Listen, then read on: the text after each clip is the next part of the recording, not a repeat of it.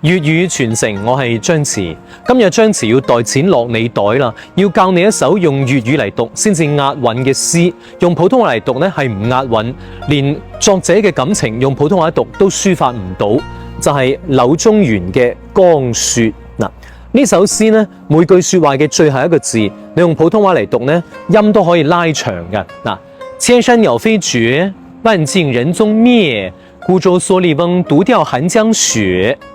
但係呢首詩呢，佢用粵語嚟讀呢，每句說話嘅最後一個字絕滅雪都係入聲，即係叫做短促音，感情係冇得抒發出去嘅。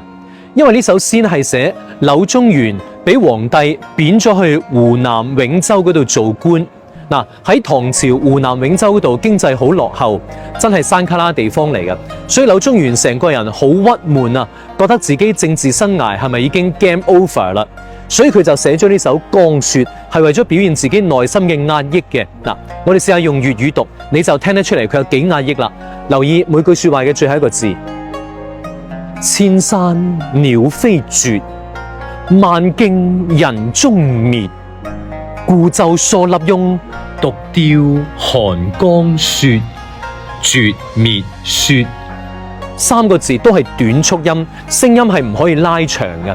短促音嘅作用就係壓抑同埋急停，因為柳宗元好壓抑啊，好唔開心啊，佢感情冇得抒發，所以佢就用咗短促音嚟做結尾，將佢嘅感情積壓喺心中，無處抒發。